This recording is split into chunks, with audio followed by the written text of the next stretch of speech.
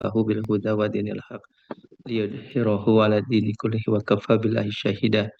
Asyhadu an la ilaha illallah wa asyhadu anna Muhammad abduhu wa rasuluhu la nabiyya ba'da. Alhamdulillah, mari sama-sama kita panjatkan puji syukur pada Allah Subhanahu wa taala yang mana dengan irodahnya sore hari ini kita kembali lagi bisa bertatap muka di media Zoom untuk menjalankan tolabul ilmi melingkar iman bersama kajian rutin MT Sahabat Surga curahkan pada junjungan Nabi kita lebih besar Nabi Muhammad SAW beserta keluarganya, sahabatnya, dan tentunya sampai umatnya yang istiqomah di jalannya sampai akhir zaman. Yang kami takzimi Ustadz Dedi Haryadi, guru kita yang senantiasa setia membersamai MT Sahabat Surga tiap akhir pekannya untuk melaksanakan tolabul ilmi. Semoga Ustadz diberikan dan keluarga diberikan kesehatan, keselamatan, keberkahan juga pada Bapak Ibu sekalian jamaah MT Sahabat Surga, sehat berkah salawasna. Tak terasa ya Pak Bapak Ibu sekalian, Ustadz udah satu pekan kita lewati sehingga pada sore hari ini kita kembali lagi bisa melaksanakan kewajiban kita untuk tolabul ilmi ya. Semoga apa yang kita lakukan sore hari ini senantiasa diberikan keberkahan dari Allah Subhanahu wa taala. Oleh karena itu marilah kita buka pertemuan kajian sore hari ini dengan baca basmalah bersama. Bismillahirrahmanirrahim. Baik, untuk menambah keberkahan seperti biasa kita dengarkan tilawah yang disampaikan oleh Ibu Tuti. Beliau akan menyampaikan surat Al-Syaf ayat 4. Dipersilakan Ibu Tuti. Ternuhun Dr. Wedi. Izin Ibu Tuti silakan Bu. Ya. Jelas suantana, Dok? Jelas Bu Tuti, jelas Tuti. Jelas. Assalamualaikum warahmatullahi wabarakatuh. Waalaikumsalam. Waalaikumsalam warahmatullahi wabarakatuh. A'udzu billahi minasyaitonir rajim. Innallaha yuhibbul ladzina yuqatiluna fi sabilihi shaffan ka'annahum bunyanun marsus. Aku berlindung kepada Allah dari godaan setan yang terkutuk. Sangat besar sesungguhnya Allah mencintai orang-orang yang berperang di jalannya dalam satu barisan, seakan-akan mereka suatu bangunan yang tersusun kukuh. Maha benar Allah dengan segala firman-Nya. Assalamualaikum warahmatullahi wabarakatuh. Waalaikumsalam warahmatullahi wabarakatuh. Jazakallah Bu Tuti, sehat berkah salawasna.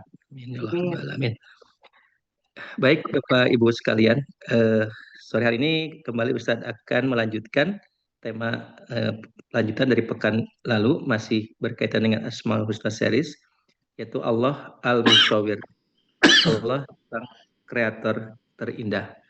Mungkin Bapak Ibu sekalian yang mungkin pekan lalu tidak sempat hadir, seperti biasa di grup WA Sahabat Surga sudah kita sama-sama bisa lihat rekaman YouTube dan catatan yang senantiasa dibuatkan oleh Teh Susi Irawati. Terima kasih jazakillah Teh Susi, sehat berkah salawasnya. Jampan hujan ini makanya udah siap-siap ini. Siap. Ya. Baik, Bapak Ibu sekalian, sebelum memulai izin saya menyampaikan bahwa Ustadz untuk manajemen waktunya Ustadz menyampaikan sampai jam 17 Ustadz. Jam sore nanti kita lanjutkan dengan diskusi. Mudah-mudahan nanti banyak hal yang ingin ditanyakan oleh sahabat semua, terutama ditekankan berkaitan dengan tema ya masing-masing, bisa bertanya dengan pertanyaan singkat sehingga mudah-mudahan bisa ada waktu, baik secara langsung ataupun menulis di kolom chat. Baik, dipersilakan Ustaz untuk memulai kajiannya. Baik, jazakumullah khair Pak Dr. Wedi. Mohon izin Pak Dokter nge-share materi hari ini. Siap.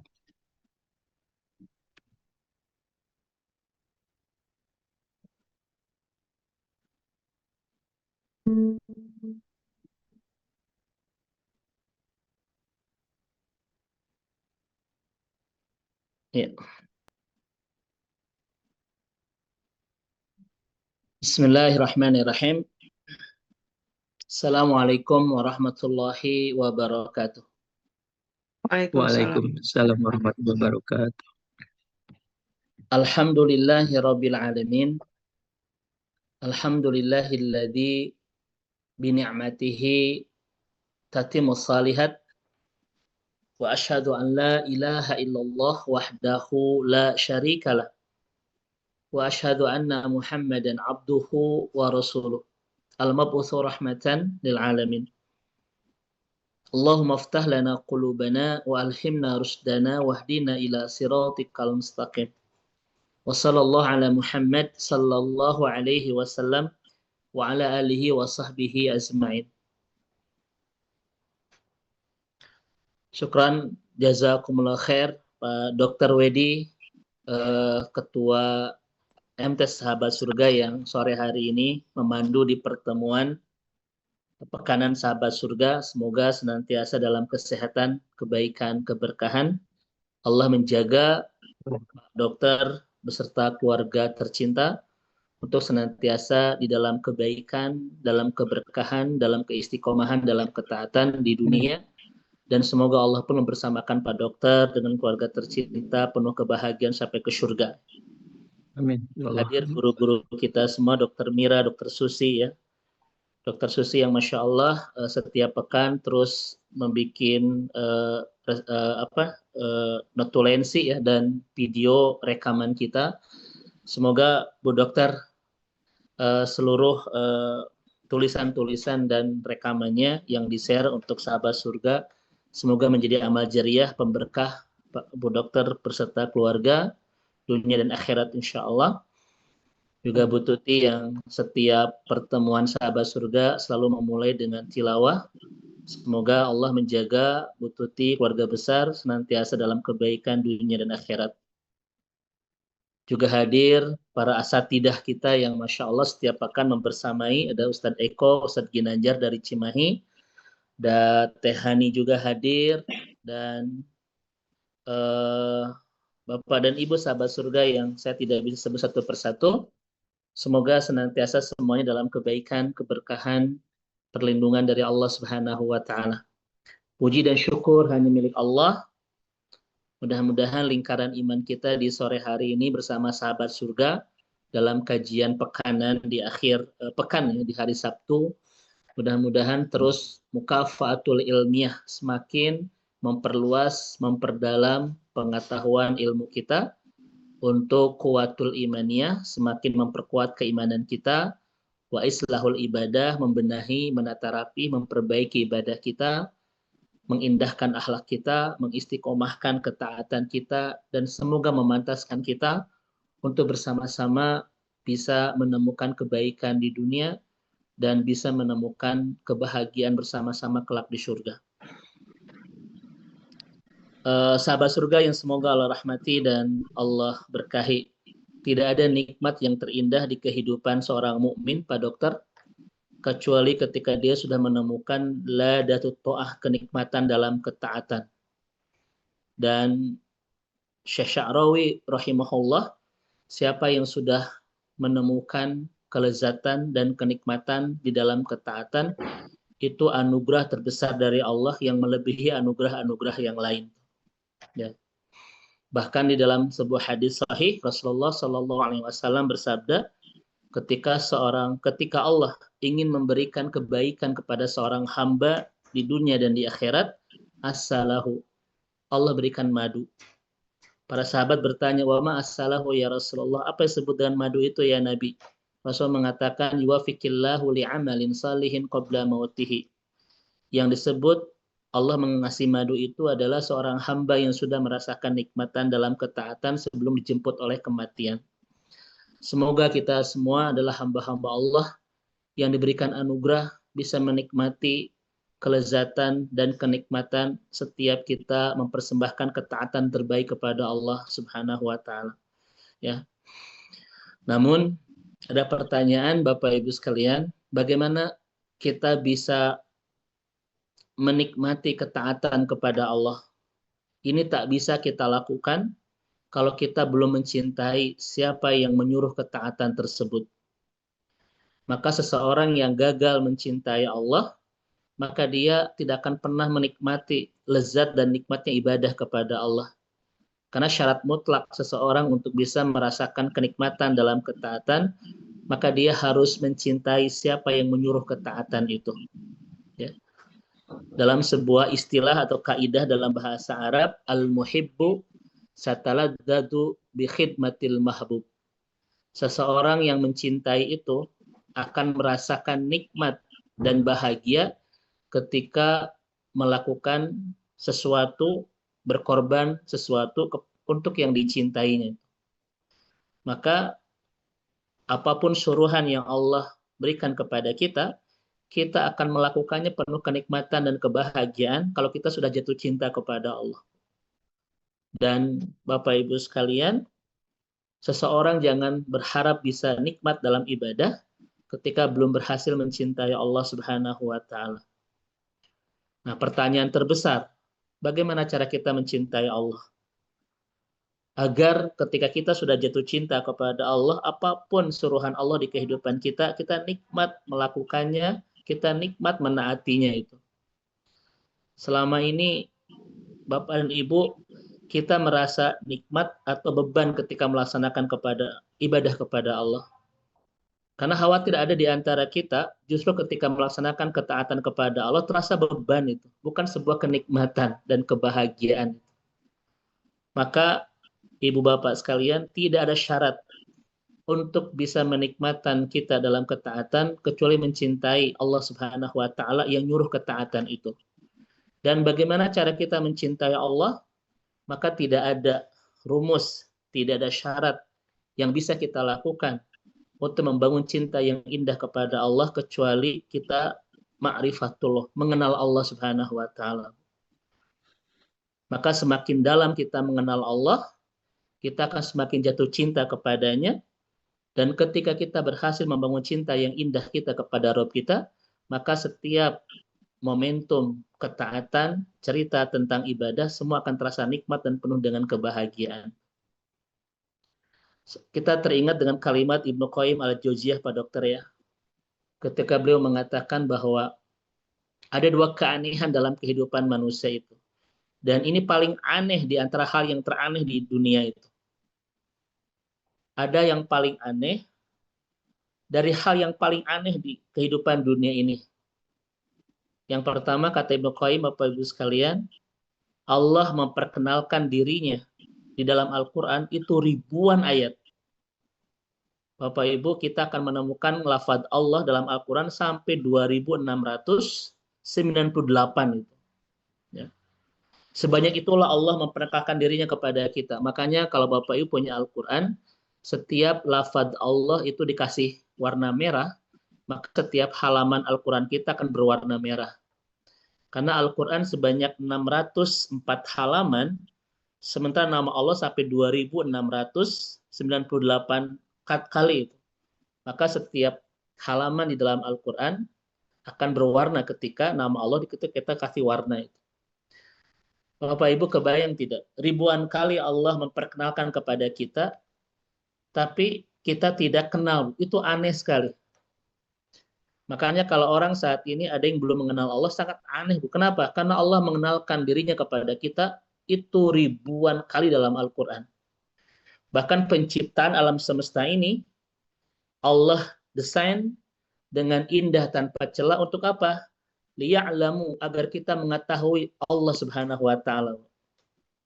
Makanya gagal Bapak Ibu apapun ilmu yang kita miliki yang tidak menyambungkan kita kepada Allah itu. Karena seluruh ayat-ayat kauniyah yang Allah bentangkan di alam semesta ini, yang kita eksplor dengan kekuatan keilmuan kita, fisika kita, biologi kita, Pak Dokter ya, dan lain sebagainya, gagal semua itu kalau semua ilmu yang kita kuasai ini tidak menyambungkan kita dengan Allah Subhanahu wa taala. Kenapa? Karena memang Allah menciptakan ayat-ayat kauniyah yang dibentangkan di alam semesta ini dengan indah tanpa celah agar kita tahu siapa Allah Subhanahu wa taala. Makanya Pak Dokter ya, salah satu cara agar orang itu mengenal Allah adalah dengan cara bagaimana dia mengamati karya-karya yang begitu indah luar biasa yang Allah ciptakan di semesta ini. Saya Bapak Ibu di rumah itu ada berapa buku ya tentang ilmuwan-ilmuwan yang mendapatkan hidayah Pak Dokter ketika mengeksplor tentang keindahan alam semesta ini. Mereka tidak lagi bisa menolak hatinya untuk dihadirkan hidayah ketika betul-betul mempelajari alam semesta ini. Ini keanehan pertama Pak Ibu, Allah menciptakan alam semesta dengan begitu indah, dan Allah memperkenalkan dirinya ribuan kali dalam Al-Quran kepada kita, kemudian kita tidak mengenalnya. Ini aneh itu. Maka siapa orang yang paling aneh di kehidupan dunia? Orang yang tidak mengenal Allah itu. Sekalian ya. Ini yang paling aneh itu. Apakah Bapak Ibu di sini ada orang aneh? Soal tidak ya. Yang kedua, Bapak Ibu sekalian, hal yang paling aneh dan teraneh dari yang paling aneh di kehidupan ini adalah orang mengenal Allah kemudian tidak jatuh cinta. Itu aneh sekali. Kenapa aneh Bapak Ibu? Karena tidak ada orang yang mengenal Allah kecuali dia pasti jatuh cinta kepada Allah. Hatinya tidak bisa menolak untuk menghadirkan cinta yang indah kepada Allah. Kalau Bapak Ibu makin mengenal saya, makin tidak berselera, makin tidak berhasrat, makin kehilangan simpati, wajar. Karena saya manusia. Betul nggak Bapak Ibu? Mungkin kesan pertama menggoda. Tetapi setelah lama mengenal, lama dekat, lama tahu, makin tidak berselera, makin tidak berhasrat, makin tidak simpati, wajar, Pak. Kenapa? Karena kita manusia. Tapi kalau mengenal Allah, Pak, semakin dalam tapi tidak semakin jatuh cinta, itu aneh. Maka kalau ada di antara Bapak Ibu yang mengenal Allah, kemudian tidak jatuh cinta kepada Allah, itu pertama adalah mungkin kita caranya salah Bapak Ibu sekalian. Yang kedua memang kita tidak benar-benar ingin sedang mengenal Allah itu. Itu keanehan Bapak Ibu sekalian. Contoh Ibu dan Bapak ya yang pernah saya sampaikan di kajian kita sebelumnya itu ya. Bapak Ibu sekalian, misalnya sebutkan 3 alasan kenapa kita mencintai pasangan kita. Contoh misalkan pasangan kita baik, karena pasangan kita itu sabar, karena pasangan kita misalnya cantik atau ganteng, kan begitu. Selalu ada alasan. Sekarang bandingkan dengan Allah. Baik mana antara pasangan kita dengan Allah? Sabar mana antara pasangan kita dengan Allah? Indah mana antara pasangan kita dengan Allah? Allah selalu menang Bapak Ibu sekalian ketika dibandingkan dengan seluruh ciptaannya. Tapi kenapa kepada manusia yang kebaikannya sedikit kita jatuh cinta, kepada Allah yang kebaikannya tidak berbatas kita tidak jatuh cinta? Betul tidak? Kita mencintai pasangan karena dia sabar. Sabar mana antara dia dengan Allah? Kita mencintai pasangan padahal kesabarannya itu berbatas. Tetapi Allah yang kesabarannya tidak berbatas, kita tidak jatuh cinta kepadanya. Itu aneh Bapak Ibu. Makanya Bapak Ibu ketika kita mengenal Allah, pasti jatuh cinta kepada Allah. Dan ketika kita jatuh cinta kepada Allah, maka seluruh ibadah-ibadah yang kita lakukan itu akan terasa 2 hal, nikmat dan bahagia. Kenapa? Karena kita sedang melaksanakan perintah yang paling kita cintai, yaitu Allah Subhanahu wa Ta'ala. Maka tujuan dari kita mengenal Allah lewat Asmaul Husna ini, di samping kita mencintai Allah, kita pun menikmat dan lezat melaksanakan ibadah kepada Allah. Itu tujuan kita mengenal Allah Subhanahu wa Ta'ala. Karena Bapak Ibu, tidak ada ilmu yang paling amazing. Tidak ada ilmu yang paling ajaib. Tidak ada ilmu yang paling asyik. Tidak ada ilmu yang paling menakjubkan kecuali ilmu bagaimana cara kita mengenal Allah Subhanahu wa taala. Dan salah satunya kajian kita yang sudah kita laksanakan sekitar 4 tahun Pak Dokter ya. Bagaimana cara kita mengenal Allah lewat nama-namanya yang begitu indah, mudah-mudahan membuat kita makin jatuh cinta kepada Allah. Dan ketika kita sudah mencintai Allah, maka demi Allah, seluruh kenikmatan, seluruh perintah yang Allah berikan kepada kita akan melaksanakannya penuh dengan kenikmatan dan kebahagiaan. Itulah puncak anugerah seorang mukmin. Ketika dia sudah bahagia hidup bersama Allah, dan ketika dia sudah menikmati seluruh istana ketaatan kepada Allah Subhanahu wa taala. Itu puncak kebahagiaan seorang mukmin. Maka musibah terbesar seorang mukmin adalah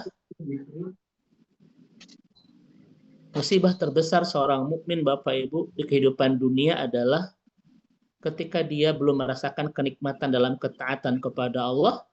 Yang kedua, ketika dia belum bisa bahagia hidup bersama Allah. Makanya dari awal Pak Dokter ya, ketika kita mengkaji tentang Asmaul Husna, tujuan kita 3. 1, agar kita mencintai Allah. 2, agar kita nikmat ibadah kepada Allah. 3, agar kita hidup bahagia bersama Allah. Itu tujuan yang disampaikan oleh para ulama kita ketika kita mengenal siapa Allah Subhanahu wa taala lewat nama-namanya yang begitu indah yang sudah kita bahas hampir rampung Pak Dokter ya. Hampir sudah 80% kita sudah membahas seluruh nama-nama Allah yang ada di Asmaul Al-Husna itu. Tinggal beberapa nama lagi yang tersisa ya, yang belum kita sampaikan di kajian selama 4 tahun kebersamaan kita di sahabat surga ini. Ya. Makanya 4 tahun ini kelihatan Bapak Ibu ini sudah sangat dalam mengenal Allahnya ya.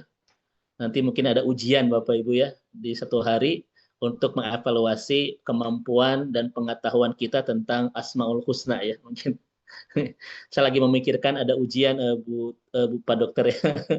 Begitu. Kita sudah mulai bahas Ar-Rabb ya, kemudian Ar-Rahman, Ar-Rahim, Al-Malik, As-Salam semua. Sampai sekarang kita akan bahas nama Allah Subhanahu wa taala yang dipaketkan di satu ayat 3 nama, Al-Khaliq, Al-Bari, Al-Musawwir itu ya. Baik Ibu dan Bapak yang dirahmati Allah Subhanahu wa taala, itulah kepentingan kita untuk belajar tentang Asmaul Al-Husna ya.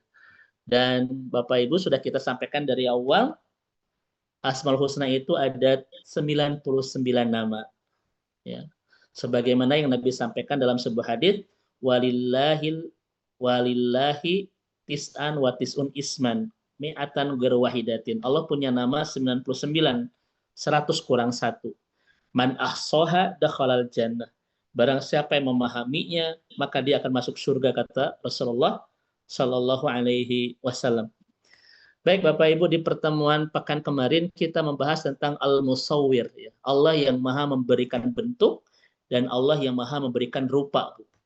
Dan Allah sampaikan di dalam Al-Quran, ketika Allah memberikan bentuk dan memberikan rupa itu ahsani suwar, dengan sebaik-baik dan seindah-indah bentuk dan rupa.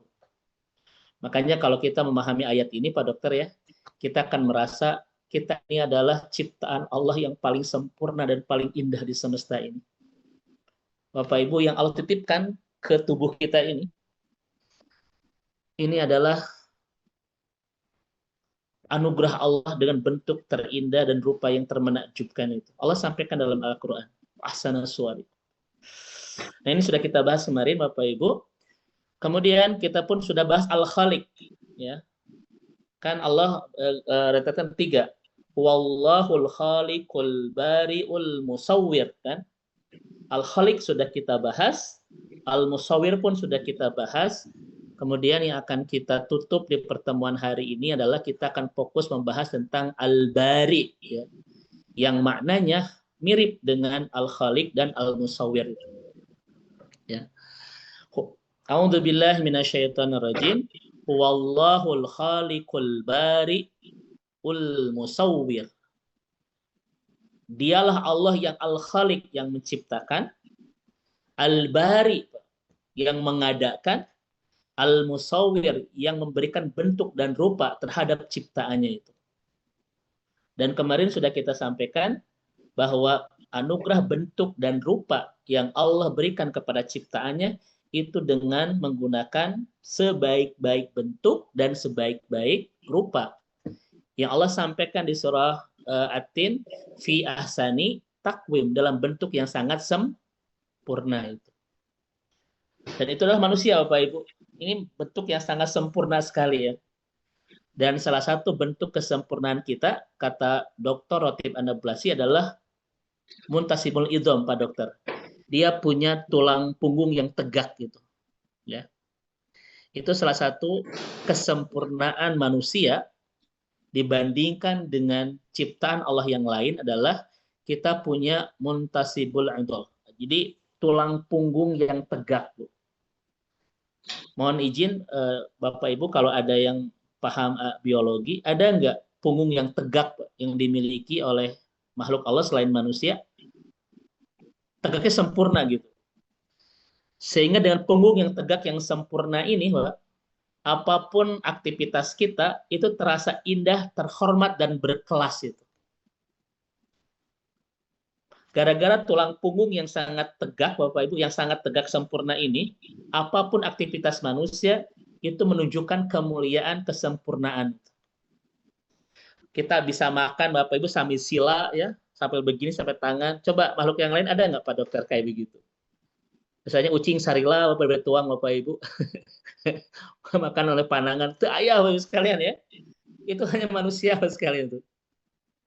Dari semua aktivitas kita terlihat mulia, sempurna, dan terhormat, itu salah satunya adalah kita punya tulang punggung yang tegak, yang tidak dimiliki oleh makhluk-makhluk Allah yang lain.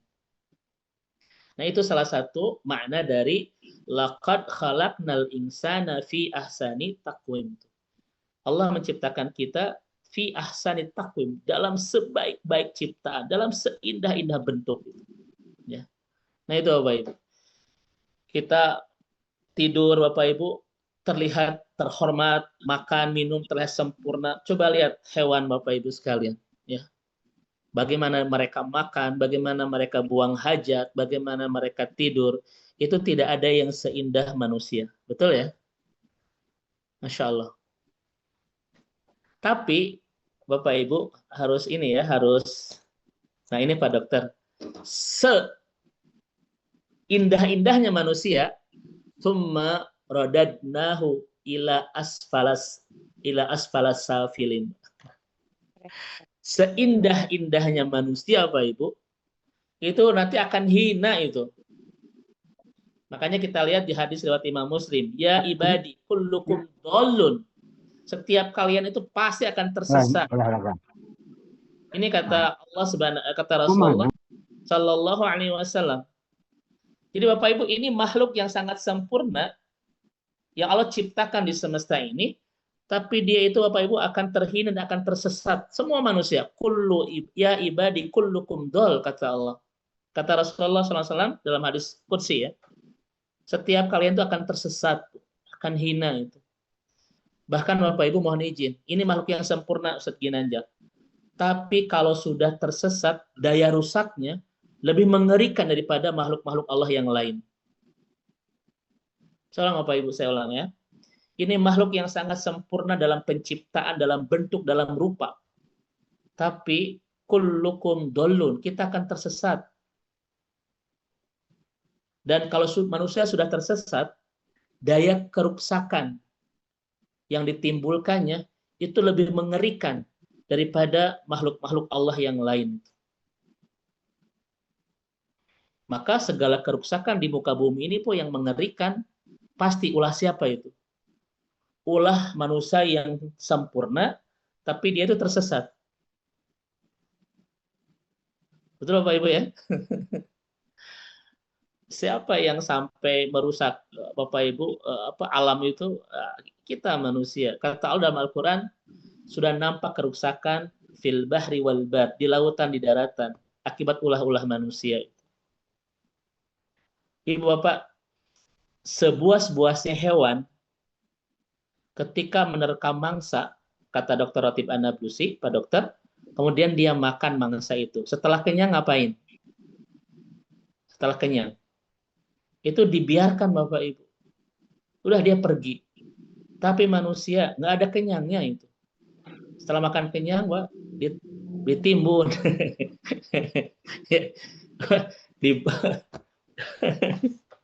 Siapa yang mencuri sampai sekian ratus triliun itu Bapak Ibu? Bukan makhluk Allah yang lain. Ini yang sempurna, ini yang tersesat itu. Makanya makhluk yang sempurna ini, Pak Dokter, kalau sudah tersesat, daya rusaknya lebih mengerikan daripada makhluk yang lain. Sebuas-buasnya hewan, ketika menerkam mangsa, kemudian dia makan, setelah kenyang, dia pergi. Manusia setelah kenyang, Pak, itu dibawa, ditabung, ditimbun. Sebaliknya kan, begitu. Saya pernah ngasih contoh kepada Bapak dan Ibu semua. Kalau kambing itu masuk kebun singkong, kira-kira apa yang diambil kambing?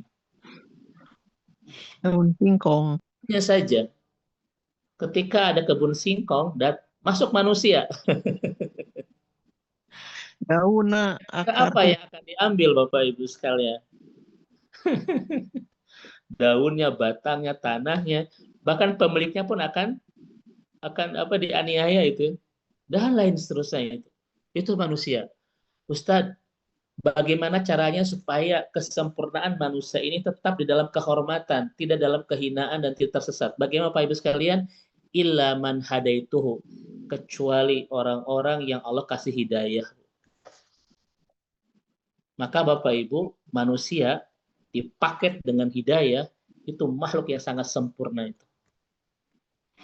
Maka kesempurnaan kita sebagai manusia adalah ketika Allah sudah menganugerahi kita sebuah anugerah terindah bernama hidayah itu. Semoga Allah Subhanahu wa taala mengantarkan kita semua untuk bisa menjemput berjuta hidayah dalam kehidupan ini. Amin. Rasulullah SAW dalam hadis qudsi, manusia tanpa hidayah, seindah apapun bentuknya, semenakjubkan apapun rupanya, dia pasti akan berbuat hina. Dia pasti akan tersesat, Bapak Ibu sekalian. Kenapa? Karena memang manusia ini dengan bentuk yang sangat sempurna, ingin meraih kesempurnaan hidup, maka harus dibimbing dengan hidayah. Ya. Makanya Bapak dan Ibu mohon izin, setiap kita sholat, ada satu permintaan yang kita baca itu, yang tidak pernah kita tinggalkan dalam sholat kita. Bahkan kalau Bapak Ibu tidak meminta ini, sholat kita tidak sah itu. Permintaan ini kita minta kepada Allah belasan kali dalam sehari. Minta apa? Ihdinas siratal mustaqim. Hidayahi kami ke jalan yang lurus ya Allah. Bapak Ibu, kenapa dari banyak keinginan kita kepada Allah di dalam sholat, Rasulullah cuma menuntun kita untuk meminta hidayah. Padahal kita ini adalah makhluk yang banyak keinginan, kan Bapak Ibu? Kelihatan wajah-wajah Bapak Ibu, ini wajah-wajah banyak keinginan.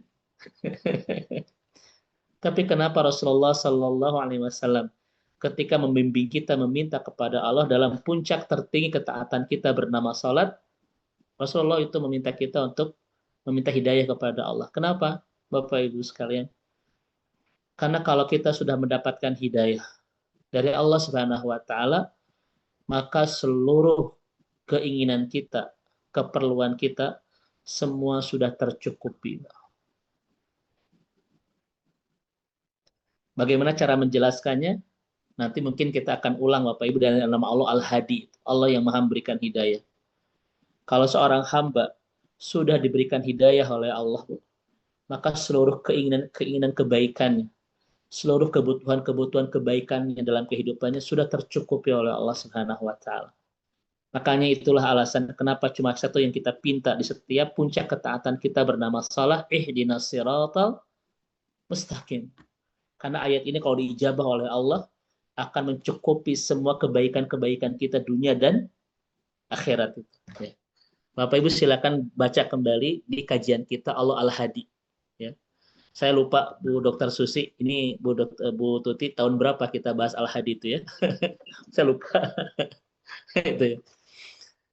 Mikirnya dibuka deh, Ustaz. Ustaz Ginanjar ada catatannya, Ustaz? Lupa. Baik Bapak Ibu ya. Ada 2 ayat yang memperkenalkan kepada kita nama Allah Al-Bari yang akan kita bahas hari ini. Al-Bari ya. Lanjutan dari Al-Musawwir. Al-Bari itu Allah yang Maha menciptakan. Al-Bari. Allah yang Maha menciptakan.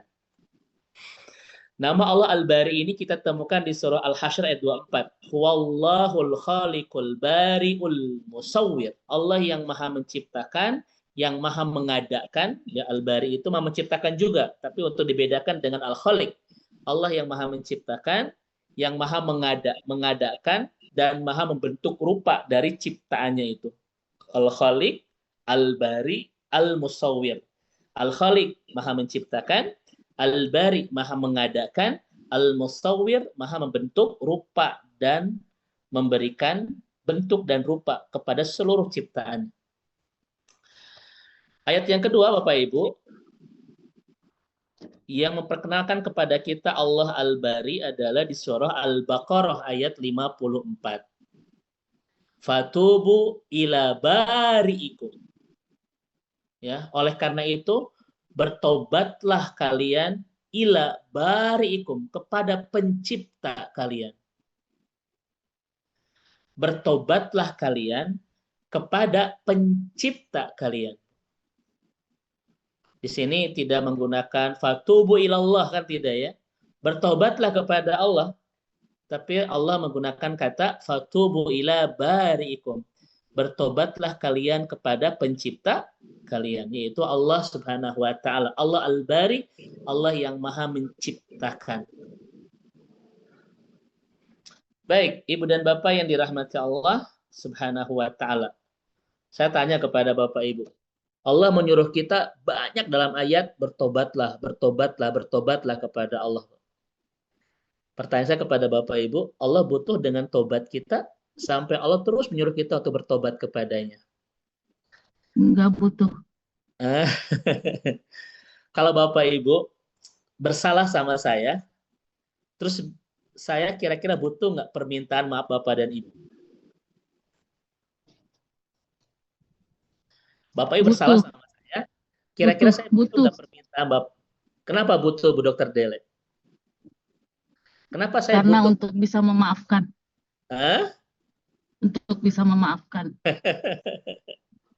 Saya membutuhkan Bapak Ibu minta maaf kepada saya ketika bersalah untuk mengobati luka-luka hati saya karena disakiti oleh Bapak dan Ibu.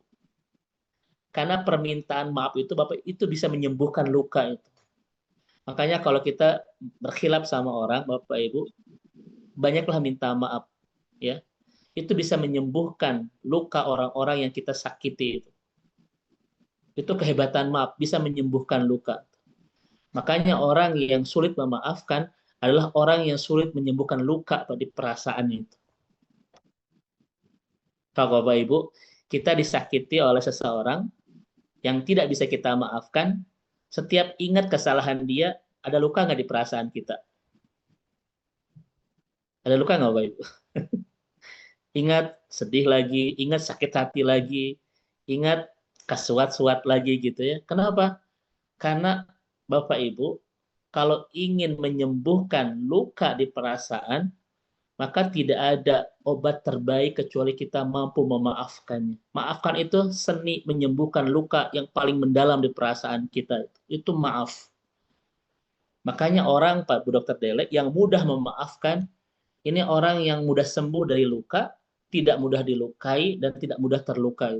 Kalaupun terluka, dia sembuh dia cepat menyembuhkan lukanya. Makanya Bapak Ibu nanti ada kajian dari para ulama kita tentang keistimewaan memaafkan atau the miracle of forgiveness ya begitu. Bapak Ibu silakan sekarang misalnya Ibu Bapak sekalian, ada nggak luka-luka yang masih dirasakan begitu menganga di perasaan kita akibat disakiti oleh orang lain? Maka Ustadz, bagaimana saya bisa memaafkannya? Bisa menyembuhkan semua luka-luka itu? Maafkan Bapak Ibu. Siapapun yang pernah bersalah kepada kita. Karena Bapak Ibu semakin tulus, semakin jujur ingin memaafkan, kita semakin mudah mengobati luka-luka yang ada di perasaan kita. Nah pertanyaannya, bagaimana cara mudah memaafkan? Ini butuh teori. Nanti kita bahas ya lain waktu. Karena kajian kita bukan di sini Bapak Ibu sekalian.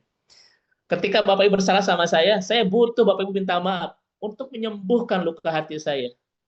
Untuk menyembuhkan sakit hati saya Bapak Ibu sekalian. Tapi Allah menyuruh kita untuk minta maaf kepadanya ketika kita bersalah kepada Allah. Allah butuh dengan semua maaf itu. Betul nggak, Pak, sekalian? Tidak. Tidak, Bu. Lalu kenapa Allah nyuruh minta maaf? Oh, Bapak Ibu sekalian. Menyembuhkan Jawabannya? luka kita. Jawabannya, Bu Dokter, karena Allah ingin engkau menyembuhkan luka-luka hidupmu.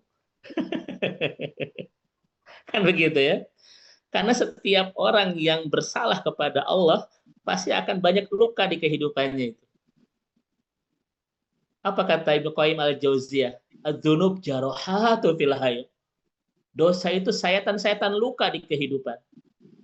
Makanya orang kalau banyak dosa, Pak, itu seperti banyak luka di kehidupannya itu. Akan banyak, Pak, masalah, banyak ujian, banyak air mata. Itu kan banyak itu. Bapak Ibu bersalah sama saya butuh Bapak Ibu minta maaf kepada saya untuk menyembuhkan luka hati saya kan disakiti sama Bapak Ibu. Tapi ketika Allah menyuruh kita untuk minta maaf kepada Allah, kebutuhannya bukan kebutuhan Allah, tapi kebutuhan kita. Apa kebutuhan kita? Untuk menyembuhkan luka-luka hidup kita. Karena ketika kita banyak salah kepada Allah, siapa yang terluka? Allah atau kita? Tersendiri. Bapak Ibu nyakitin saya, yang terluka saya. Bapak Ibu bersalah kepada Allah, yang terluka siapa? Saya. Kita. Makanya Bapak Ibu, setiap kita bermasalah dengan Allah, setiap itu pula kita memberikan luka di kehidupan kita itu. Makanya kita butuh fatubu ila barikum, minta maaf, bertobat kepada Allah. Karena Allah ingin menyembuhkan luka-luka kehidupan. Itu kata Ibnu Qayyim al-Jauziyah. Az-dzunub jarohat. Dosa-dosa itu sayatan luka, Bapak Ibu. Maka orang yang banyak dosa, dia seperti melukai dirinya sendiri. Ya. Dia seperti menyakiti diri sendiri itu. Dia tidak akan nikmat ibadah, hati gelisah, rezeki bermasalah, ya. Ada banyak nanti luka-luka kehidupan yang akan dirasakan oleh orang-orang yang terus bersalah kepada Allah Subhanahu wa ta'ala. Bertobatlah agar Allah menyembuhkan luka-luka kehidupan. Masya Allah. Nah, itu Bapak Ibu ya. Baik, kita akan fokus membahas tentang siapa Allah Al-Bari hari ini. Bapak Ibu, siapa Allah Al-Bari? Yang pertama, khalaqa kulla syai'in. Ya. Allah menciptakan sesuatu dari sesuatu yang asalnya tidak ada dan tidak ada contoh sebelumnya. Allah menciptakan sesuatu dari ketiadaan dan dari tidak ada contoh sebelumnya. Itu Allah Al-Bari. Makanya apa perbedaan ciptaan manusia dan ciptaan Allah? Kalau Allah bisa menciptakan sesuatu dari ketiadaan, kalau manusia bisa menciptakan sesuatu dari bahan-bahan yang sudah ada. Betul ya? Bisa nggak manusia itu, Bapak, menciptakan sesuatu dari ketiadaan? Tidak bisa. Itu hanya Allah Subhanahu wa ta'ala. Misalnya meja. Kan ini kan, Ustadz, ini meja kan asal tidak ada, tapi bahannya sudah ada. Kayu, besi, kan begitu ya. Maka manusia itu hanya bisa menciptakan sesuatu dari bahan-bahan yang sudah ada. Sementara Allah menciptakan sesuatu dari sama sekali yang asalnya tidak ada. Allah bisa mengadakan sesuatu dari ketiadaan, dan Allah pun bisa meniadakan sesuatu yang sudah ada itu. Yang kedua, tanpa contoh sebelumnya, Pak. Tanpa contoh sebelumnya. Nah, ini Allah Subhanahu wa ta'ala Al-Bari ya. Nanti akan kita bedakan. Ustadz, kalau begitu apa perbedaan antara Al-Khaliq dan Al-Bari? Al-Khaliq Allah menciptakan, Al-Bari pun Allah menciptakan itu. Memang apa bedanya? Mari kita lihat penjelasan para ulama terkait dengan perbedaan-perbedaan Allah Al-Bari dan Al-Khaliq. Baik, Ibu dan Bapak sekalian. Yang pertama, Allah Al-Bari itu kan Bapak Ibu, Allah yang mengadakan, Allah yang menciptakan. Kira-kira sama nggak maknanya dengan Al-Khaliq? Sama nggak? Kata ulama, Bapak Ibu, muradib wa musyabah li ismillah Al-Khaliq. Nama Al-Bari itu sama dengan nama Allah Al-Khaliq. Sama-sama artinya menciptakan, sama-sama artinya mengadakan dari sesuatu yang tiada. Ya. Saya ulang Bapak Ibu ya, biar kita nanti masuk ke perbedaan. Sekarang masih persamaan dulu.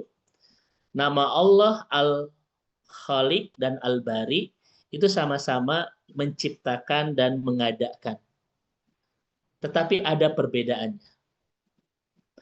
Contoh, Bapak Ibu masih ingat nggak Bapak Ibu, apa perbedaan Ar-Rahman dan Ar-Rahim? Persamaannya dulu. Apa persamaan Ar-Rahman dan Ar-Rahim? Sama-sama Allah. Bukan begitu, saya ingin jawabannya bukan sama-sama nama Allah.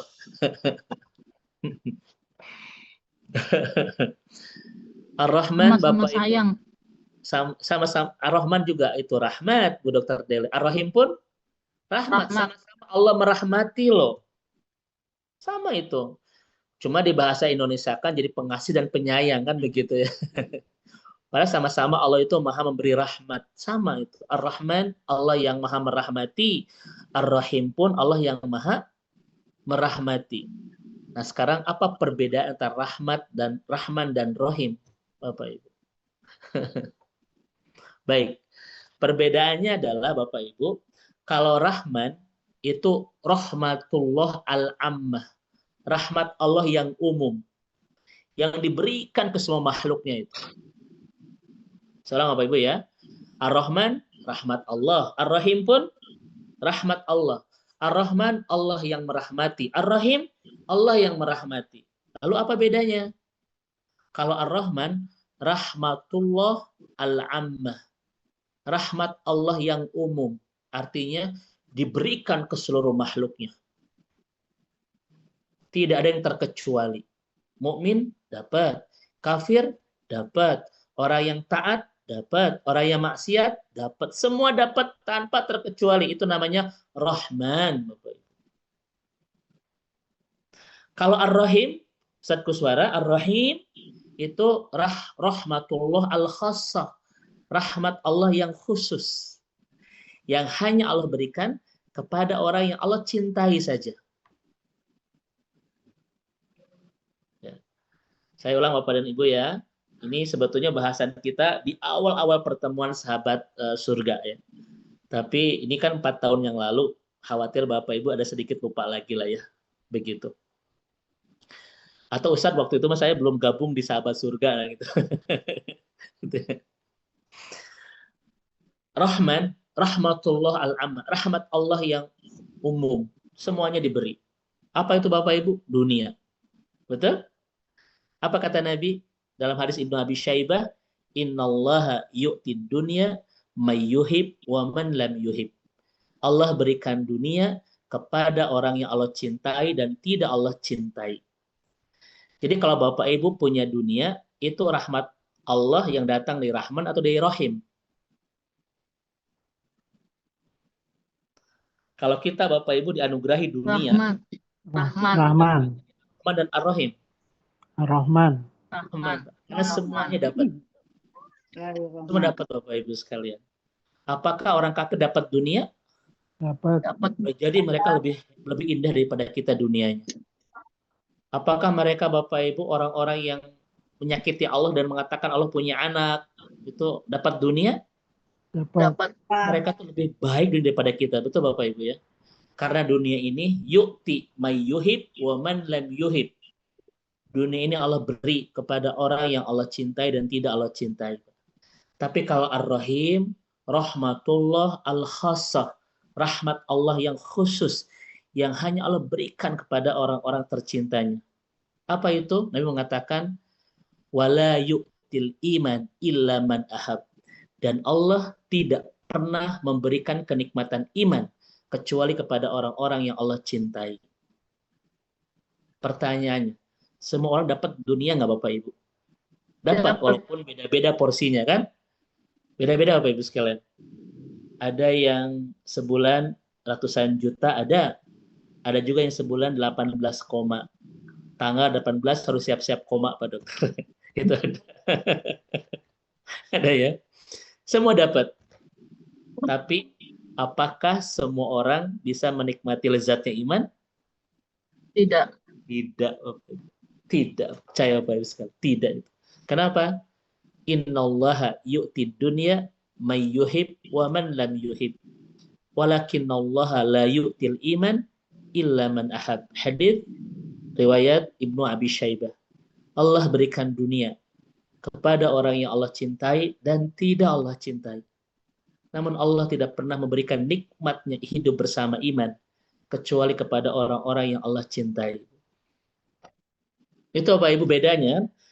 Rahman rahmat, Rahim juga rahmat. Tapi bedanya kalau Rahman semuanya dikasih, kalau Rahim tidak. Ya. Beda objek ya Pak Ustadz. Ya. Beda objek. Beda hal yang diberikannya. Beda. Kalau Rahman itu dunia, ya semua dikasih. Tapi kalau Rahim itu Pak, kenikmatan hidayah, Bu Dokter, kenikmatan iman, kelezatan ibadah, itu adalah Rahim Pak. Tidak semuanya orang tuh menikmati Pak. Makanya kalau kita Bapak Ibu sudah nikmat hidup bersama iman, sudah nikmat hidup bersama ketaatan, Bapak Ibu tuh harus merasa paling bangga dan paling mulia karena kita dipilih oleh Allah, dianugerahi sesuatu yang tidak Allah kasih ke sembarang orang itu. Ya kan? Ini harus bangga. Kalau Bapak Ibu kita berbangga-bangga dengan dunia, buat apa ada semua dikasih kan? Ya Bapak sekalian. Kalau kita berbangga-bangga dengan dunia ya apa ya? Itu nggak ada isi spesial yang semua dikasih sama Allah. Tapi ketika kuantitasnya aja ya, banyaknya aja yang dibanggakan. Ya itu kan sesuai dengan kebutuhan masing-masing kan. Tapi kalau kita sudah nikmat hidup bersama iman, bersyukur Bapak Ibu. Karena kitalah yang memang dipilih oleh Allah untuk dicintainya itu. Kan saya sudah sampaikan begini, ibu-ibu. Bu, kalau kita menemukan pasangan yang bagus ibadahnya kepada Allah gitu ya, maka bersyukur itu. Kenapa? Karena tidak semua laki-laki seperti itu dan tidak semua perempuan diberikan anugerah seindah itu. Betul kan? Kalau kita punya pasangan, setiap sholat ada di masjid. Ya Bapak Ibu, tilawahnya terjaga, sholat qiyamul lailnya juga terawat, saumnya terpelihara, 5 waktunya terjaga. Kemudian dekat dengan Allah, bersyukur Bapak Ibu. Kenapa? Satu, tidak semua orang seperti itu dan tidak setiap kita dianugerahi pasangan seperti itu. Ya, begitu Bapak Ibu sekalian.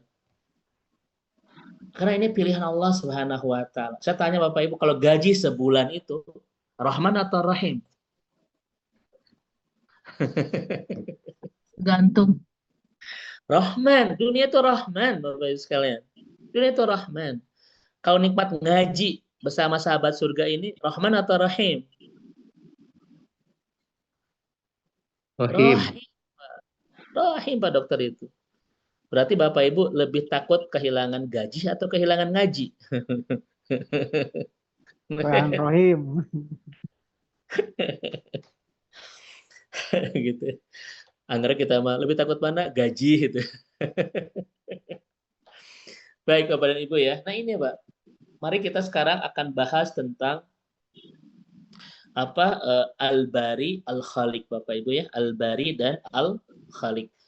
Karena secara makna sama-sama artinya maha menciptakan, maha mengadakan dari sesuatu yang tidak ada. Dan kemarin Pak Dokter ya sudah kita sampaikan di kajian Al-Musawwir, ada 3 ciri Allah itu maha menciptakan, Pak. Ada 3 ciri ciptaan Allah itu. 1, ciptaan Allah itu ghairu nadhir, Bapak Ibu. Tidak bisa ditiru. Tidak bisa ditiru ciptaan Allah itu. Sesederhana apapun ciptaan Allah, gak ada yang bisa menirunya. Gak ada yang bisa menciptakannya dengan hal yang sama. Itu yang pertama Pak Ibu sekalian. Yang kedua, ciptaan Allah itu cirinya yang kedua ahsan suwar. Bentuknya sangat indah Pak.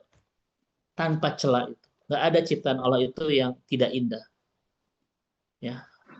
Dan yang terakhir, ciptaan Allah itu pasti semuanya ada manfaatnya, tidak ada yang sia-sia. Itu salah satu 3 ciri ciptaan Allah. 1, amazing sehingga tidak bisa ditiru oleh siapapun. Yang kedua, indah tanpa celah. Tidak ada dari ciptaan Allah itu yang, kan Bapak Ibu misalnya kalau kita Pak Dokter beli motor, ya kira-kira ada nggak? Oh ini mah kurang ini kurang ini. Suka ada begitu nggak Bapak Ibu sekalian? Karena memang kadang ciptaan manusia itu ada cacatnya Pak, ya ada celaknya itu. Tapi ciptaan Allah nggak bisa. Oh ini mah kurang ini nggak ada Bapak sekalian. Ciptaan Allah itu semuanya spesial. Ciptaan Allah semuanya itu istimewa Bapak Ibu sekalian. Dan yang terakhir, ciptaan Allah itu semuanya bermanfaat dan tidak ada yang sia-sia. Tunjukkan kepada saya, ada nggak di tubuh kita ciptaan Allah ini yang diciptakan tanpa ada manfaat dan fungsi Bapak Ibu? Tidak ada itu. Ya. Bahkan Bapak Ibu alis ini kan apa Pak Dokter fungsinya itu untuk apa? Alis itu saya lupa ya. Kan seakan-akan ini cuma hanya pemantas wajah. Ada fungsinya. Menahan keringat ke mata, Ustaz. Itu salah satunya adalah menampung keringat Bapak Ibu. Jadi tidak langsung erosi ke mata gitu ya. Itu contoh Pak.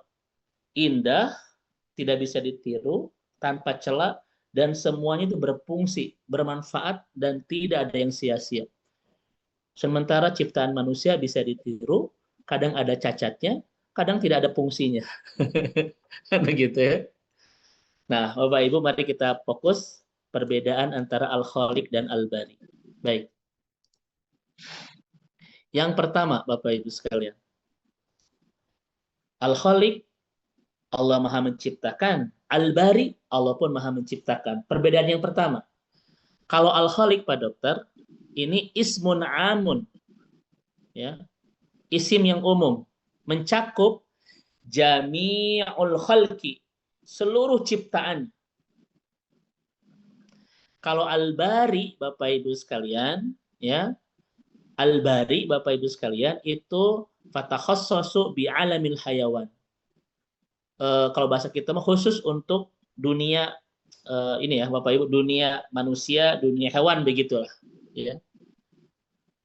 Tumbuhan, hewan, manusia itu Bapak Ibu namanya Allah Al-Bari. Kalau Al-Khaliq semuanya, baik benda hidup, benda mati, semua ada yang diciptakan oleh Allah di dunia ini, itu nama Allah Al-Khaliq. Tapi kalau Allah Al-Bari khusus untuk makhluk-makhluk hidup saja. Ini perbedaan pertama. Manusia, hewan, tumbuhan, Bapak Ibu. Itu khusus nama Allah Al-Bari.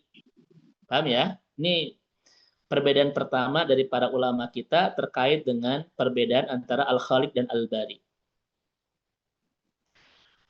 Kalau Bapak Ibu, Allah menciptakan matahari, bisa disebut dengan Al-Khaliq. Tapi Allah menciptakan manusia, bisa disebut dengan Al-Khaliq dan Al-Bari. Nah begitu.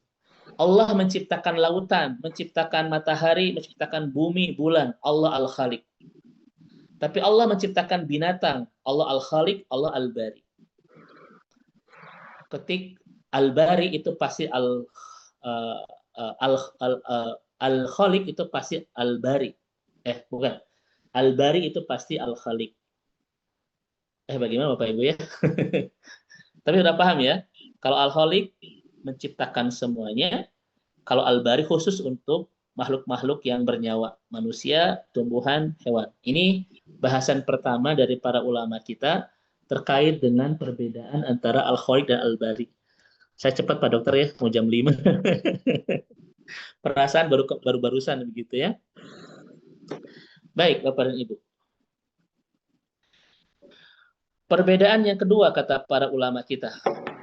Apa perbedaan antara Al-Khaliq, Allah yang Maha Menciptakan, dan Al-Bari, Allah yang Maha Menciptakan, sama-sama menciptakan. Yang pertama, kalau Allah Al-Khaliq tadi Pak, Allah menciptakan dari sesuatu yang tidak ada dan tidak ada contohnya. Itu Al-Khaliq. Tapi Al-Bari lebih khusus daripada itu. Allah menciptakan sesuatu, Bapak Ibu, litahqiq maslahatur rajihah. Menciptakan sesuatu itu Pak sampai sempurna. Sampai sempurna dan rajihah itu, maslahatur rajihah itu Bapak Ibu sesuai dengan fungsinya begitu. Jadi tidak ada ciptaan Allah itu Bapak Ibu yang setengah jadi gitu. Tidak ada ya. Itu al-bari, Pak.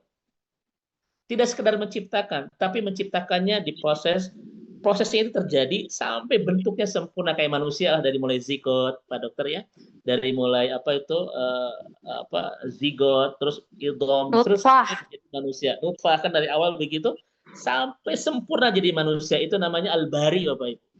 Dan tidak hanya Allah menciptakan sampai sempurna, Allah pun menciptakan sesuatu itu sesuai pas dengan fungsinya.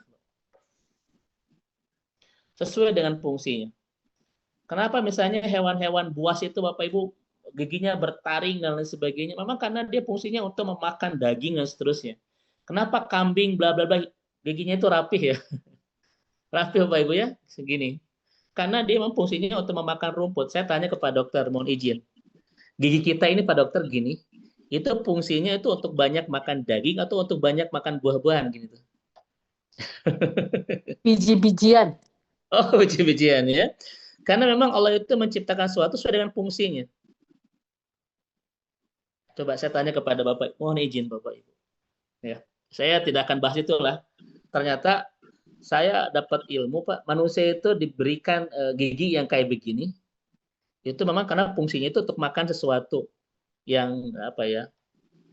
Karena kalau untuk makan terus daging doang gitu ya, ini khawatirnya nanti rusak gitu ya. Nah, itu nanti itu bagian dokter lah ya. Saya tidak terlalu paham itu.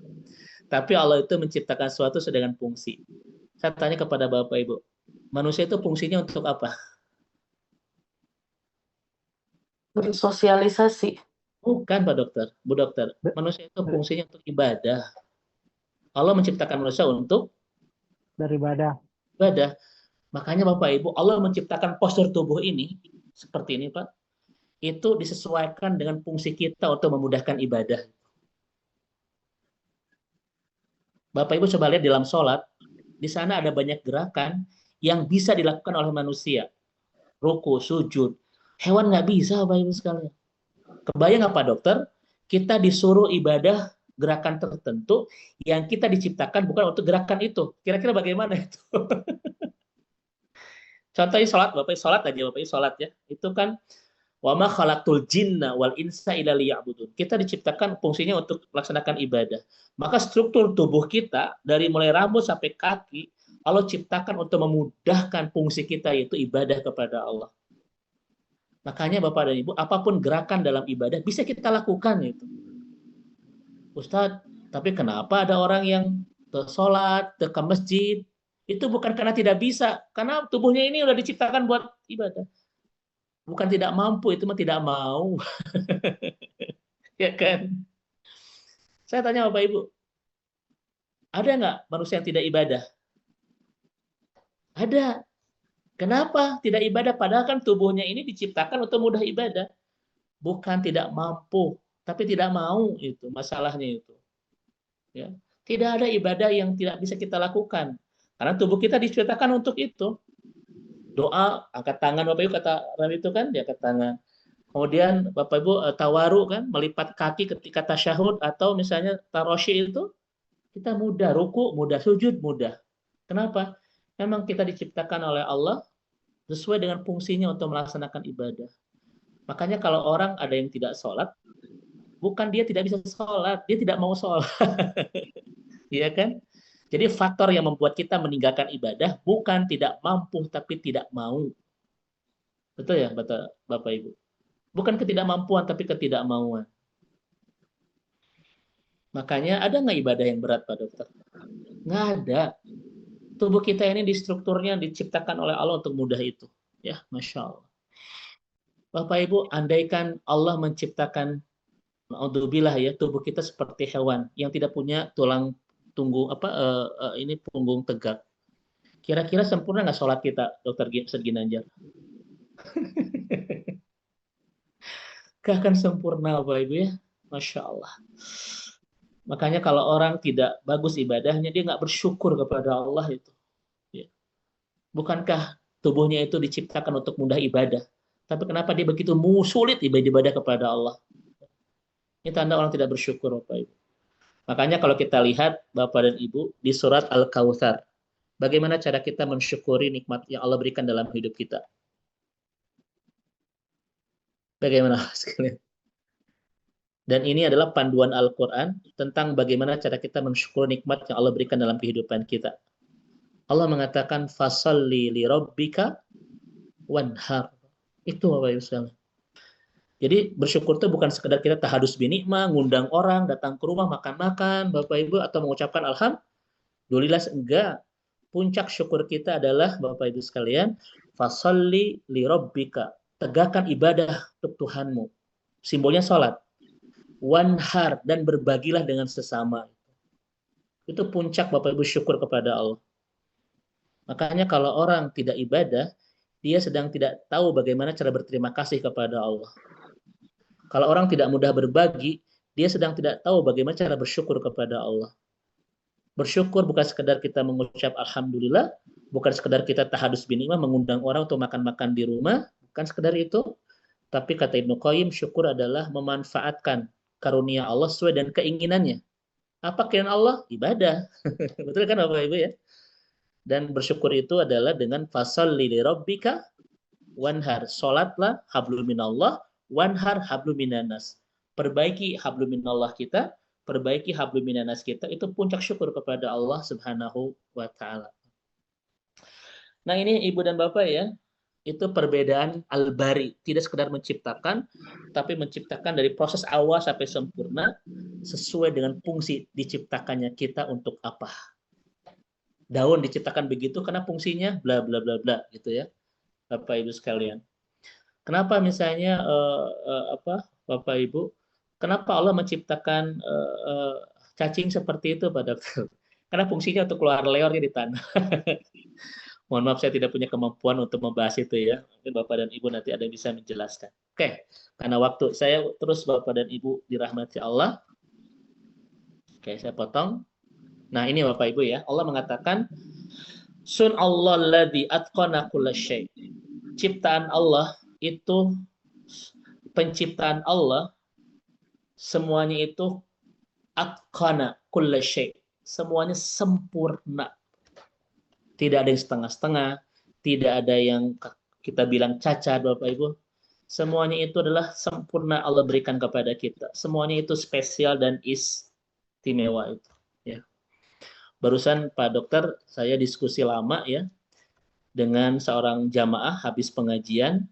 Beliau itu curhat, Ustadz, saya itu bisa melihat bla bla bla bla itu. Dan tapi semua itu memang tiba-tiba aja saya dapatkan gitu.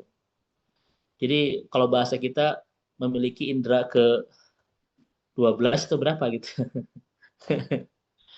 Apakah ini Ustadz kekurangan dan lain sebagainya? Disampaikan begitu Pak Dokter ya. Apakah yang kekurangan atau bagaimana? Saya itu bisa melihat ini, melihat itu dan lain seterusnya. Ya. Itu ada yang tadi curhat seperti itu Bapak Ibu sekalian. Nah ini ya, Allah ciptaannya itu atqana kullasyai. Semuanya itu itqan, sempurna, profesional, proporsional, profesional, teliti, cermat, tanpa celah. Kemudian Ibu dan Bapak sekalian, ya, karena waktu sudah jam 6. Pak Dokter mohon izin Bapak menit lagi ya. Ini saya buru-buru.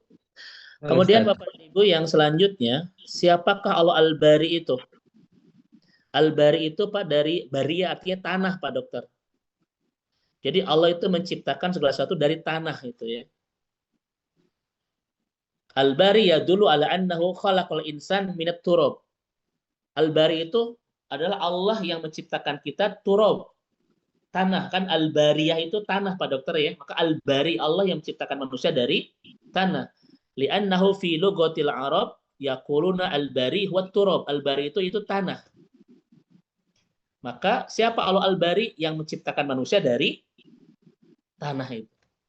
Apa kata Allah di surat Toha 1 ayat 55? Minha khalaqnakum wa fiha nu'idukum wa minha yukhrijukum taratan ukhra.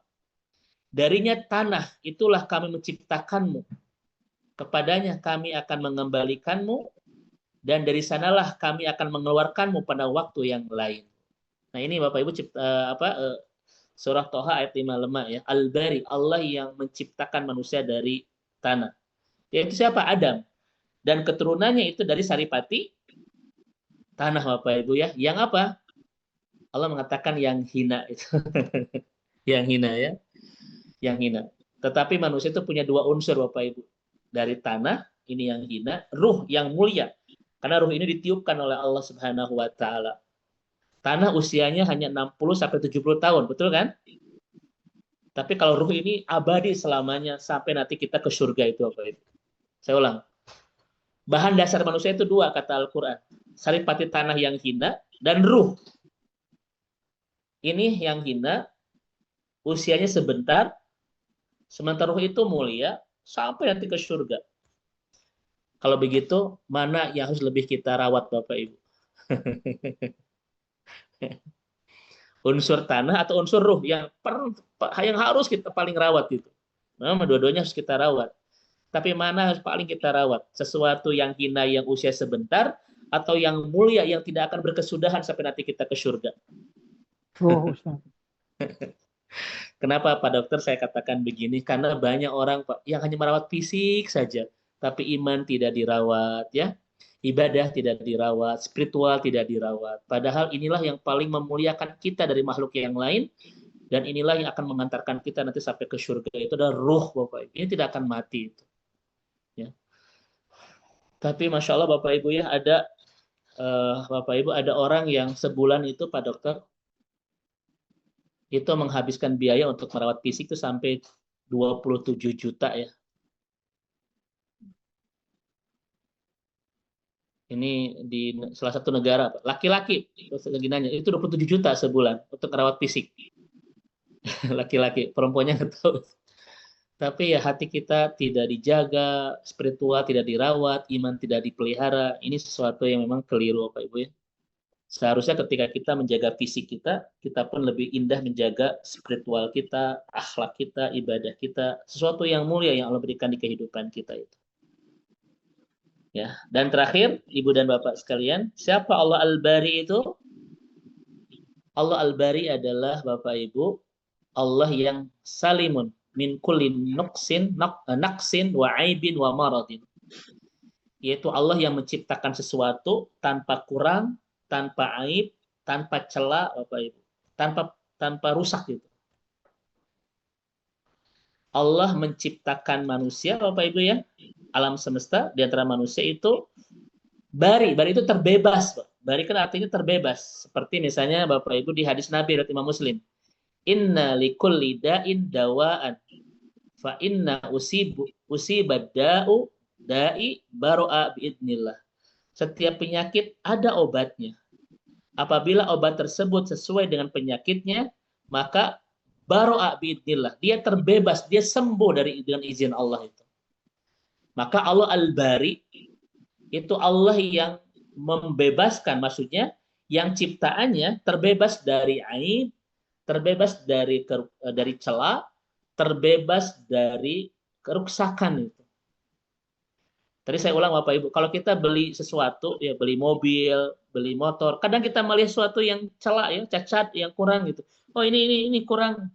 Tapi kalau ciptaan Allah tidak ada yang ada cacatnya, tidak ada yang kurangnya, tidak ada yang jeleknya itu. Semuanya itu sempurna. Al-Bari, Allah yang terbebas ciptaannya dari segala keburukan, kecacatan, ketidaksempurnaan. Ya, itu Al-Bari. Maka Ibu dan Bapak yang dirahmati Allah Subhanahu wa taala, inilah nama-nama yang dijelaskan oleh para ulama tentang Al-Khaliq dan Al-Bari, perbedaannya, kemudian terkait dengan pemaknaan lebih dalam tentang Allah Al-Bari. Saya tidak panjang lebar Bapak Ibu ya karena waktu. Ini mungkin nanti bisa kita lebih matangkan di sesi tanya jawab insyaallah. Pak Dokter mangga. Wallahu a'lam bishawab. Jazakumullah khair Pak Ustaz. Siap Ustaz. Baik. Bapak Ibu, kita masuk ke sesi berikutnya adalah tanya jawab ya. Bisa memperkaya dari apa yang disampaikan Ustadz tadi ya. Tema yang sangat menarik, kelanjutan dari tema yang tertunda di kajian yang sebelumnya ya. Walaupun dengan tema yang pembahasan beda ya Ustadz ya. Kemarin makan Musawir, sekarang mah Al-Bari Ustadz ya. Ya. Walaupun secara maknanya hampir mirip seperti itu. Iya, betul. Baik, kita buka diskusi-diskusi. Di sini di kolom chat ada Kang Mehmet Gunawan ya, Kak Dok, Pak Ustadz. Di sini Kang Mehmet bertanya, ini mungkin pertanyaannya mirip dengan apa yang ditanyakan Prof. Endah pekan lalu ya. Ketika seorang bayi lahir dalam kondisi tidak sempurna, kembar siam, anggota badannya tidak lengkap, epilepsi, gila dan lain-lain, bagaimana menjelaskan mengapa Allah menciptakan demikian? Izin saat untuk disampaikan Jagi mengenai Baik, jawabannya. Bapak dan Ibu yang dirahmati Allah Subhanahu wa taala, kalau kita lihat hadis-hadis Rasulullah Shallallahu alaihi wasallam, Pak Dokter, bagaimana cara kita memilih pasangan ya, bagaimana cara kita hidup untuk untuk sehat, Pak Dokter ya, dan sebagainya, itu nanti akan menentukan semuanya. Tetapi saya tidak akan bahas itu, tetapi pada akhirnya Bapak Ibu, tidak ada ciptaan Allah itu yang cacat. Tidak ada ciptaan Allah itu yang kurang. Al-Bari, Allah itu sempurna. Jadi jangan pernah kita melihat Bapak Ibu sesuatu yang tidak keumuman itu disebut dengan kurang ya. Karena Allah itu menyimpan banyak rahasia-rahasia indah, banyak keistimewaan Bapak Ibu dari sesuatu yang kita kira itu adalah sebuah kekurangan, cacat dan lain sebagainya. Itu pemahaman yang harus kita bangun, Bapak. Saya tidak akan bahas poin pertama tadi ya, terkait dengan kita harus memilih pasangan seperti apa, pola hidup harus bagaimana, itu dijaga karena akan mengaruh semuanya kan begitu ya. Begitu. Tapi ini bahasan yang saya tidak akan bahas ini, tapi bahasan yang saya sampaikan adalah pasti Allah selalu menyimpan keindahan dari ciptaan-ciptaan yang dalam kacamata manusia itu ini kayak nggak sempurna gitu. Nggak ada yang tidak sempurna di ciptaan Allah Subhanahu wa taala. Saya ulang ya. Tidak ada yang tidak sempurna dari ciptaan Allah Subhanahu wa taala. Semuanya spesial, semuanya istimewa, semuanya memiliki berjuta kebaikan yang sedang Allah rencanakan. Itu Bapak Ibu sekalian. Di antaranya yang bisa kita sampaikan karena ini adalah kajian umum dan ini adalah hikmah umum. Artinya Bapak Ibu itu menguji bagaimana cara Allah menghebatkan kelas ridhonya, menghebatkan kelas sabarnya, menghancurkan dosa-dosanya, menderaskan pahalanya. Betul nggak Bapak Ibu? Itu cara ajaib Allah ketika menganugerahi sesuatu dalam kacamata kita ini kurang gitu. Padahal tidak ada yang kurang dari ciptaan Allah. Tidak ada yang tidak baik dari skenario kreasi Allah di kehidupan ini. Ya. Maka misalnya kita punya orang tua, punya anak Bapak Ibu, ternyata dalam keadaan tadi kayak sampaikan begitu ya. Hikmahnya Bapak Ibu sekalian, Allah sedang ingin terus memperkuat kesabaran kita. Kalau semuanya kehidupan kita ini Bapak Ibu sekalian normal-normal saja, bagaimana cara kita bisa belajar sabar? Kalau semua yang terjadi di kehidupan kita sesuai dengan keinginan kita, bagaimana cara kita belajar ridho? Kalau semua tanpa ujian-ujian seperti itu, bagaimana kita bisa membersihkan dosa-dosa kita dan menderaskan pahala kita itu? Ya, Allah selalu punya banyak cara bagaimana memberikan kebaikan kepada seorang hamba itu. Nah gitu Bapak dan Ibu ya. Ini mungkin ketika kita bersabar, pertama kita menerima takdir Allah dengan apa yang kita rasa tidak sesuai dengan keinginan kita. Apa kata Allah dalam hadis riwayat Imam Ahmad, ya fulan, ana radin lima fa'alta fid dunya.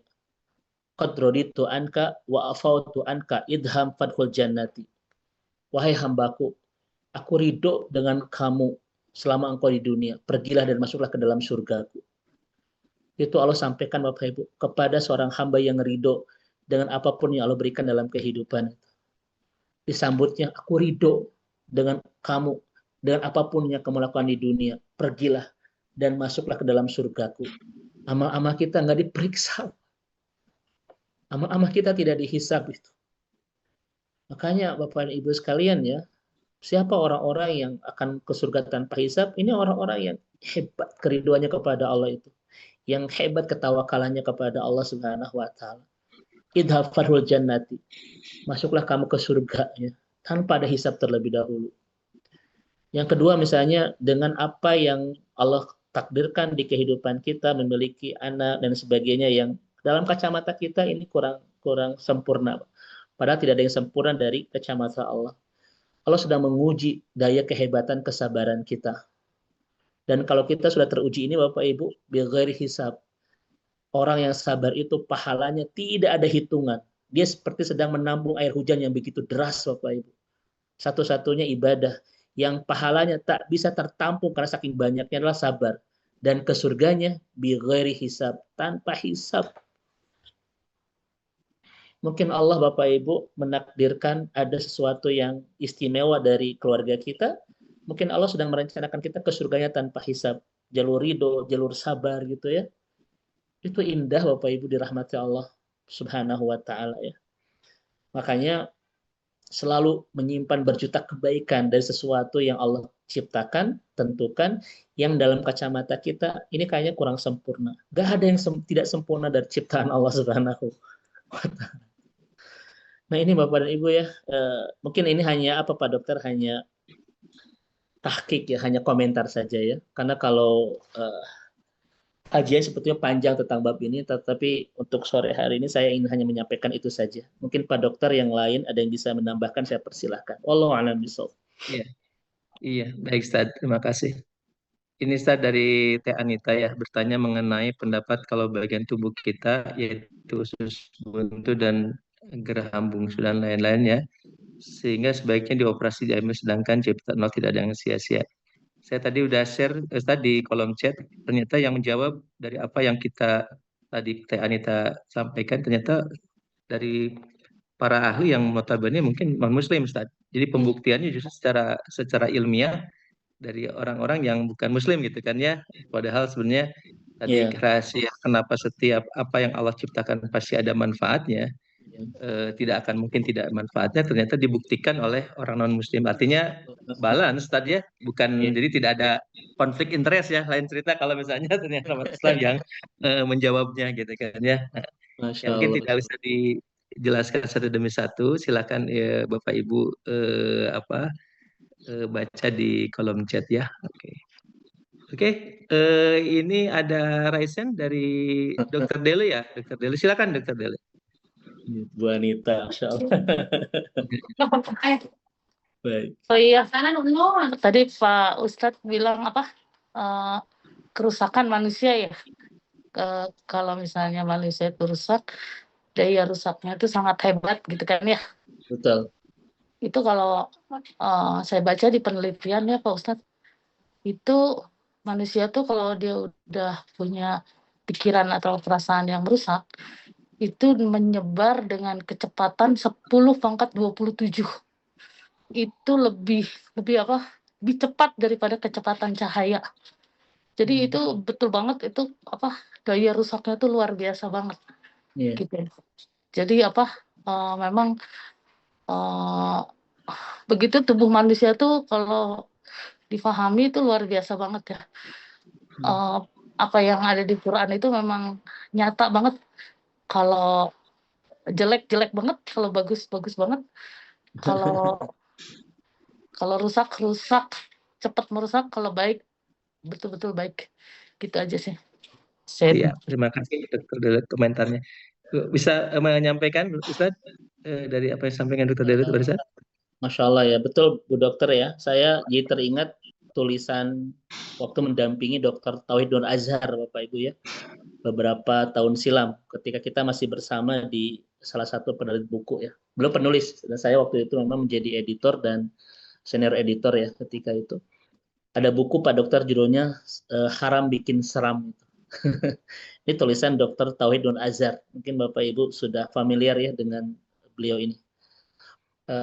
Ternyata beliau menganalisa Bu Dr. Dele ya tentang kalau ada makanan yang haram itu masuk ke dalam tubuh, ya, itu nanti merusak ya, banyak merusak banyak merusak sel-sel dalam tubuh kita, sehingga kita ini ada dua yang ternampak, mudah berbuat keburukan dan susah berbuat kebaikan. Itu ya. Tetapi ini analisanya dari dokter ya, dokter tauhid, bukan dari syariat. Memang Allah sampaikan kan Bapak Ibu ya, di dalam Al-Qur'an terkait dengan bab ini kan itu banyak. Tetapi ini penelitian, Masya Allah, ketika memang ada yang rusak di tubuh kita dengan sesuatu yang tidak halal itu Pak Dokter, ternyata itu bisa merusak tubuh kita ya. merusak tubuh kita. Dan salah satu bentuk kerusakannya susah untuk berbuat ketaatan. Makanya Bapak Ibu, ketika anak-anak kita ya susah berbuat ketaatan, jangan 100% disalahkan anak-anak. Mungkin ada sesuatu yang tidak halal yang kita masukkan ke dalam tubuh-tubuh mereka itu. Sehingga susah bangun tidur, bangun sholat subuh susah, ya ke masjid susah. Kenapa sih saya tuh anaknya tidak soleh? Kan begitu ya. Padahal boleh jadi mungkin kesalahannya adalah kita pernah tidak teliti untuk memasukkan sesuatu yang tidak halal ke dalam tubuh keluarga kita itu. Karena itu ngerembet ke semuanya kan. Susah untuk ibadah, bahkan dia akan mempermudah kita berbuat keburukan, Bu Dokter Dele ya. Sesuatu yang tidak halal yang masuk ke dalam tubuh kita itu. Maka di setiap ada sesuatu yang tidak halal, ada harta yang tidak halal yang dikonsumsi oleh satu keluarga, maka keburukannya nampak dua hal. Satu itu tadi, susah ibadah kepada Allah menjadi nggak bagus, dan begitu mudah berbuat kerusakan-kerusakan yang lainnya. Dan Al-Quran mengatakan bal aldol, kalau seorang manusia itu sudah punya daya aldol, daya dol itu dia lebih mengerikan daya rusaknya. Makanya bagaimana Ustaz supaya keindahan tubuh kita ini selaras dengan keindahan perilaku kita dan sebagainya. Tidak ada bimbingan kecuali satu. Kata Rasulullah itu dalam hadis kursi tadi, hidayah itu. Kita harus bersama hidayah. Hidayahlah membimbing kesempurnaan fisik ini untuk menemukan kesempurnaan hidup kita itu ya, sebagai manusia sampai kemuliaannya sampai ke akhirat itu hidayah. Itu mungkin sedikit menambahkan dari Dokter Dele, Pak Dr. Wedi. Wallahu a'lam bishawab. Terima kasih, Ustaz. Ustaz, izin saya insight satu hal yang berkaitan dengan tema pekan lalu, yaitu berkaitan dengan Al-Musawwir. Betul. Yang ternyata kan Al-Musawwir sendiri kan tidak hanya melihat dari makhluk ya, ternyata Betul. benda pun Allah ciptakan dengan yang berbeda-beda saja. Saya teringat dengan buku yang judul apa ya, dulu pernah viral juga di tahun berapa 2000-an mengenai Miracle of Water, Ustaz ya. Oh iya, yang betul. penulis orang Jepang itu ya. Ya betul Ustaz. Jadi kalau kita lihat wujud fisik air gitu kan ya, semua kan pasti sama mirip. Ternyata peneliti tersebut bisa melihat dengan mikroskop elektron, ternyata tiap water air itu berbeda-beda wujudnya. Untayan molekul-molekulnya berbeda-beda. Apalagi ketika misalnya sudah dilantunkan ayat Allah, Asmaul Husna dan sebagainya, ternyata perubahan fisiknya secara aspek mikroskop elektron tersebut berubah seperti itu. Masya Ini Allah. Masya Allah ya. Jadi kembali lagi bahwa justru bukti-bukti keterangan yang ada dalam Al-Quran dan hadis itu banyak dibuktikan oleh orang non-Muslim saja. Jadi subhanallah sekali ya. Masya Allah. Ini ya namanya itu siapa? Namuru Emoto. Betul. Ya, Namuru betul. Emoto. Ya, iya, Saya pernah membedah buku itu Pak Dokter, tapi beberapa tahun silam udah agak lama ya. Ya.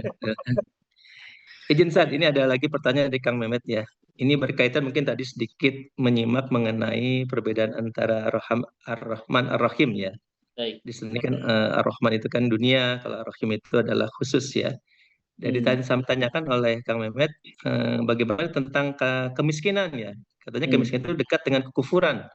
Jadi perlu juga untuk mempunyai kekayaan yang cukup. Mohon penjelasan. Baik, Ibu dan Bapak yang semoga Allah rahmati dan Allah berkahi. Satu, Bapak dan Ibu ya,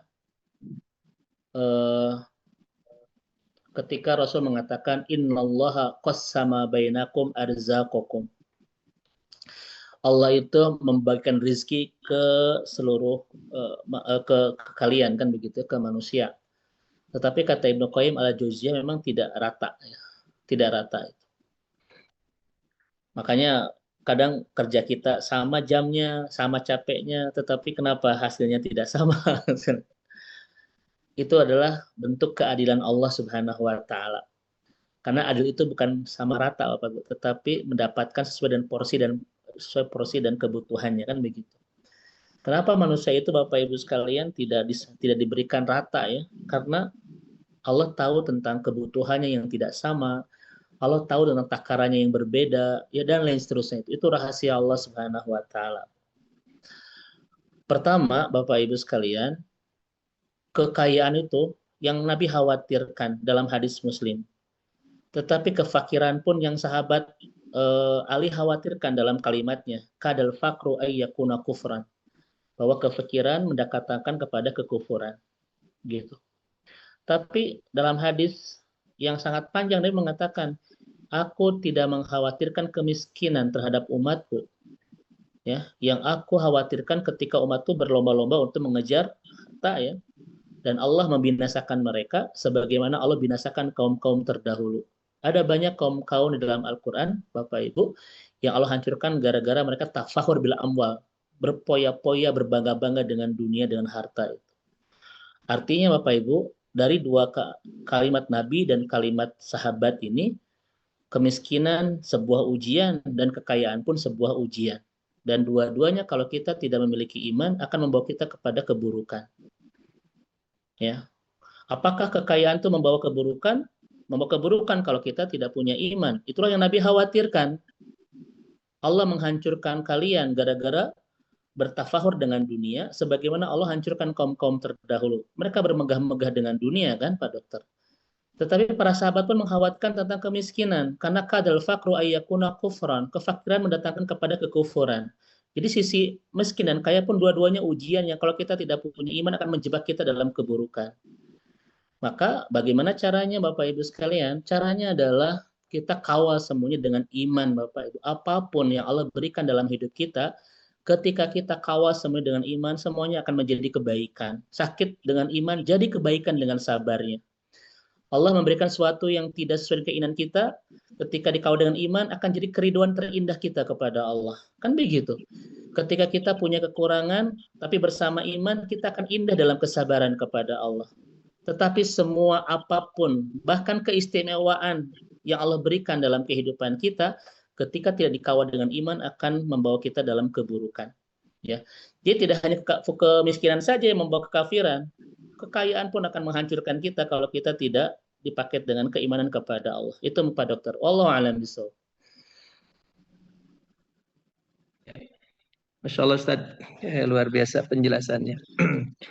Ya, balik lagi Ustaz ya, yang bahwa yang membedakan kita dengan umat lain atau yang mendapatkan rohim ya, yang tadi Ustaz sampaikan bahwa kita alhamdulillah menjadi bagian dari umat yang diberikan kekhususan dari Allah, sehingga kita tidak hanya mendapatkan rahman juga rahim.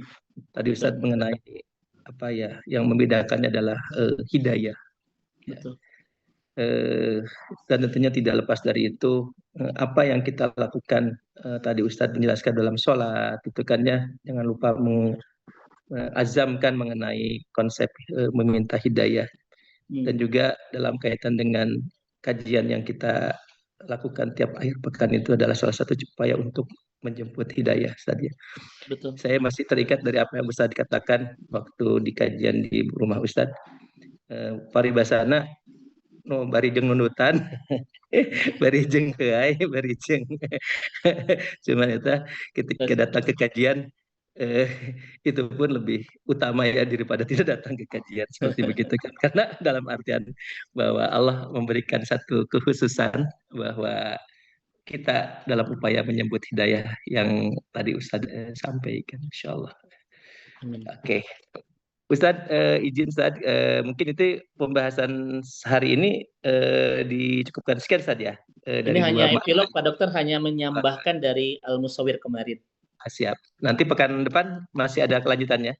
Sudah cukup. Mungkin nanti kita bahas di mana-mana yang lain. Karena Al-Khaliq, Al-Bari, Al-Musawwir kita anggap sudah selesai, Pak Dokter. Iya. Ya, Bapak Ibu, ya mungkin walaupun kita sudah betul Ustaz, walaupun kita sudah 4 tahun, banyak nama yang kita bahas, ternyata ya sifat manusia lupa. Kadang-kadang tadi Ustadz bilang mau dites, aduh lah deg-degan Ustadz. Tapi memang harus ada ujiannya dulu kayaknya Pak Dokter. Walaupun kita ada videonya, ada catatannya ya, kadang-kadang suka lupa juga. Baik Ustadz, Bapak Ibu sekalian, mungkin Ustadz bisa menyampaikan mengenai summary dari kajian 2 pekan ini untuk berkaitan dengan materi Musawwir Al-Khabar. Masya Allah. Al-Bari ya Ustaz. Ya. Silakan Ustaz. Bapak Ibu yang Allah rahmati dan Allah berkahi ya.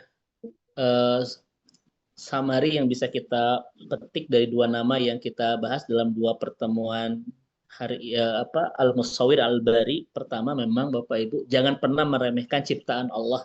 Itu yang pertama. Jangan pernah kita merendahkan bahkan menghina apa yang telah Allah ciptakan dari ciptaannya itu. Ya, itu yang pertama Bapak Ibu sekalian. Makanya Nabi itu jangan pernah sampai nijak rumput ya. Jangan sampai kita mengganggu hewan begitu. Kenapa? Karena tidak ada ciptaan Allah yang sederhana, yang tanpa arti, bahkan tanpa fungsi. Semua itu amazing ciptaan Allah itu ya. Jangan pernah kita merendahkan apa yang telah Allah ciptakan di kehidupan dunia ini. Yang pertama itu. Yang kedua adalah, karena apa yang telah Allah ciptakan, Pak Dokter, semuanya adalah indah, maka kita diberikan tugas untuk memelihara semuanya. Karena sebuah kerusakan terjadi, itu bukan karena ciptaan Allahnya yang tidak indah, tetapi ada campur tangan kita yang justru merusak keindahan ciptaan Allah ya. Kayak kemarin sudah kita bahas, oh kan gara-gara hujan jadi banjir. Sebetulnya itu kalimat yang tidak tepat ya. Karena banjir itu diciptakan bukan oleh hujan, tetapi oleh tata kelola kita dalam kehidupan yang tidak rapihan begitu. Dan yang terakhir, karena Allah menciptakan sesuatu dengan sangat detail, rapi, Bapak Ibu, indah, tanpa celah, itu menjadi sebuah pelajaran terbesar buat kita untuk profesional dalam bidang apapun.